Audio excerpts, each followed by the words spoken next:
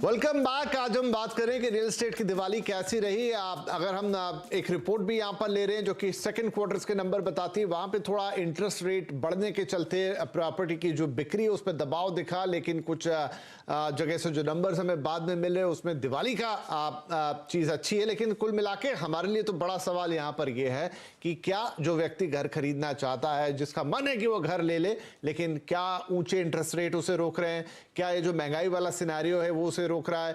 ये सब चीजों के चलते अगर किसी को घर खरीदना है तो उसके लिए क्या रास्ते बचते हैं। चलिए इस बातचीत को आगे बढ़ाते हैं। तो पंकज जी, यही एक बड़ा सवाल रहेगा कि क्या जो लोग अभी भी घर खरीदना चाहते हैं वो क्या है, कई बार सेंटीमेंट ऐसा हो जाता है कि अरे इंटरेस्ट रेट बहुत ऊपर चला गया है, और वाकई में उनकी ईएमआई जब वो कैलकुलेट करते हैं तो देखते हैं कि भाई ये तो शायद मेरे लिए टफ हो जाएगा। हर्ष जी जो अभी बता रहे थे कि day to day expenses no doubt बढ़े हैं, रोजमर्रा के खर्चे, तो वो जो जिसे हम फैन सीटर कह रहे हैं या फिर जो आम व्यक्ति है उसके लिए थोड़ा टाइट हो जाता है वो मार्जिन। लेकिन क्या मौका उसके लिए अभी भी बनता है?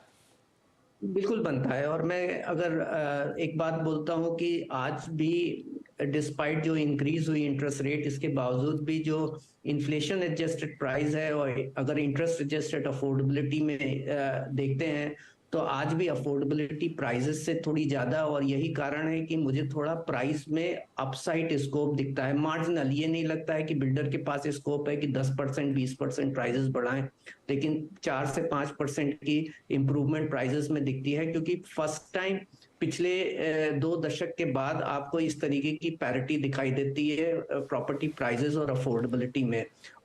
और इंटरेस्ट रेट का जो आज के दिन आउटलुक चल रहा है, ऐसा तो हर एक घर खरीदार के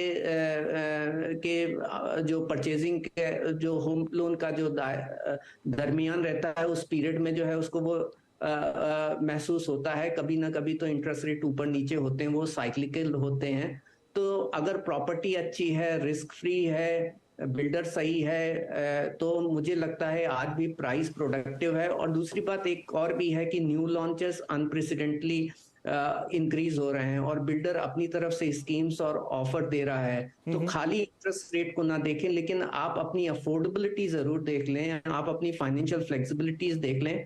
अगर आप ये सोचते हैं कि आप घर खरीदने के लायक हैं और आपकी फ्यूचर जॉब सिक्योर है और आप उसकी ईएमआई को अफोर्ड कर सकते हैं, तो जरूर मैं ये बोलूंगा कि आज भी बड़ा ही अपॉर्चुन टाइम है और एक अच्छा मौका है। And user point of view से आप आज भी घर खरीद सकते जी। हैं। तो या हर्षवर्धन हमारे जाने माने फाइनेंशियल प्लानर, हर्षवर्धन क्या क्या कर सकते? देखिए हसरत सबकी रहती कि वो घर ले लें, एक समय भी अभी लगातार बढ़िया चल रहा था, थोड़ी बहुत चीजें बदली हैं, लेकिन क्या वो उपाय हो सकते हैं जिससे आप रास्ता निकाल लें घर खरीदने का? देखिए विपिन जी, घर खरीदने का जो डिसीजन है ना वो दो तरीके के हैं। एक है जो आप सेल्फ ऑक्यूपेंसी के लिए बात करते हैं और दूसरा है कि आप इन्वेस्टमेंट के लिए बात करते हैं। तो अगर हम सेल्फ ऑक्यूपेंसी की बात करें तो इसमें ना सिर्फ फाइनेंशियल कंसिडरेशन नहीं देखा जाता, इसमें बहुत सारी अलग चीजें देखनी है कि आपको वो घर पसंद आना चाहिए, वो लोकेलिटी पसंद आनी चाहिए, एक गुड वाइब्स आनी चाहिए। अगर आप कोई जगह को देखते हैं, कोई लोकेलिटी और कोई फ्लैट में जाते हैं, कोई प्रॉपर्टी पे जाते हैं, तो आपको अच्छी वाइब्स आ रही है, आपको फीलिंग्स अच्छी आती है। तो ये सारी चीजें अगर आप सेल्फ ऑक्यूपेंसी की पॉइंट ऑफ व्यू से देख रहे हैं तो आपको ब्याज दरें इमटेरियल हो जाता है, क्वाइट ऑनेस्टली। आपको अफोर्डेबिलिटी कैसी आप उसको मैनेज कर सकते हैं। अगर आपको लेना ही और आप ऐसी सिचुएशन में आ गए हैं तो आप अफोर्डेबिलिटी को कैसे मैनेज करेंगे, उसके दो तीन तरीके हैं। एक है कि आप अपनी ईएमआई का अमाउंट जो है वो कांस्टेंट है, लेकिन आप अपना लोन जो है वो बैंक से बात करके 20 साल का ना लेके उसे 25 साल का ले सकते हैं, ताकि आपका ईएमआई जो है वो वही रहे despite interest rate going up. तो अगर आपको माहौल बाकी सब कुछ अच्छा लग रहा है और घर लेना ही है फॉर सेल्फ ऑक्यूपेंसी, देन आपके पास ये एक तरीका है जिससे आप ईएमआई कांस्टेंट रख सकते हैं, लेकिन टेन्योर को आपको बढ़ाना होगा। और दूसरी बात आपको ध्यान रखनी है कि आप ये एस्टिमेट कर रहे हैं कि आगे जाके ब्याज दरें घटेंगी और उसका फायदा मुझे मिलेगा, लेकिन कभी भी एक प्रूडेंट फाइनेंशियल प्लानिंग पॉइंट से आप फ्यूचर के बेनिफिट के लिए करंट एक्सपेंसेस अपने हाथ पे नहीं, अपने सर पे नहीं लेंगे। आपको ये समझना है कि ये मान के चलिए कि अगर ब्याज दरें इतनी रहेगी या इससे बढ़ेगी तो क्या मैं अफोर्ड कर सकता हूँ। घट गई तो बहुत अच्छी बात है, कोई दिक्कत नहीं है, प्रॉफिट इज ऑलवेज वेलकम। लेकिन अगर कोई कारण से आपने एस्टिमेट किया था कि आगे जाके ब्याज दरें घटेंगी और उस बेसिस पे आपने ज्यादा ईएमआई आज ले ली, तो ये अच्छा तरीका नहीं है। आपको हमेशा कंजर्वेटिव अप्रोच रखना है। वर्स्ट के सिनेरियो क्या है कि इतना रहेगा या इससे बढ़ेगा, तो आप अफोर्ड कर सकते हैं तो ठीक है, नहीं तो आप फिलहाल मत जाइए, या तो अपनी बैंक से बात करिए, जैसे मैंने कहा कि अपना लोन का टेन्योर बढ़ा दे ताकि जो ईएमआई अमाउंट है वो कांस्टेंट है। तो ये एडवाइस रहेगी उनके लिए जो घर सेल्फ ऑक्यूपेंसी के लिए लेना चाहते हैं, उसमें फाइनेंशियल कंसिडरेशन को आपको थोड़ा नजरअंदाज करना होगा। ठीक है, अगर आप pure investment point of view से ले रहे हैं तब फाइनेंशियल कैलकुलेशन में आप ज्यादा डिटेल में जाएंगे। ठीक है। तो एट लास्ट निरंजन सर, मैं थोड़ा यहाँ से फ्यूचरिस्टिक सवाल कि आने वाले 1-2 क्वार्टर्स आप कैसे देख रहे हैं? मैं तो बहुत ही पॉजिटिव हूँ।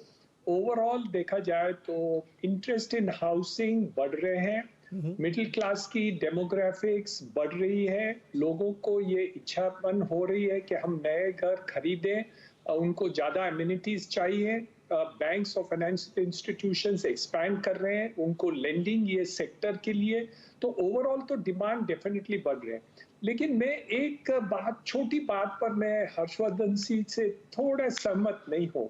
वो क्या है कि जब हम घर खरीदते हैं ना, तो कभी कभी हमें थोड़ा कुछ स्ट्रेच ज्यादा करना है क्योंकि क्या है कि घर तो लाइफ टाइम में एक ही बार लेते हैं, तो ज्यादातर हम घर स्ट्रेच करते हैं और उम्मीद करते हैं हम कुछ बाद में कुछ बेच देंगे, कुछ और पैसे आ जाएंगे, कुछ शेयर्स बेच देंगे। इसलिए मैंने देखा है जब हम घर खरीदते हैं ना, कोई भी लेवल के लोग घर खरीदते हैं, तो वो थोड़ा स्ट्रेच करना पड़ता ही है। और ये स्ट्रेच मैंने सबके हाथ में देखा है, वो अमीर हो, गरीब हो, मिडिल क्लास हो, अफोर्डेबल हो, कहाँ भी हो, कि वो घर खरीदने के टाइम कुछ स्ट्रेच करना पड़ता है। इन्वेस्टमेंट के टाइम पर बराबर है हर्ष जी की बात कि वो रिटर्न ऑन कैपिटल ओवरऑल क्या करते हैं, डिफरेंट ऑल्टरनेटिव इन्वेस्टमेंट का क्या फायदा है। तो मैंने देखा है जब मैं भी घर खरीदता हूँ या कोई भी घर खरीदते हैं, तो वो हमेशा मैं देखा हूँ, अभी तक तो जितना भी मेरा अनुभव रहा है, वो थोड़ा स्ट्रेच हम तो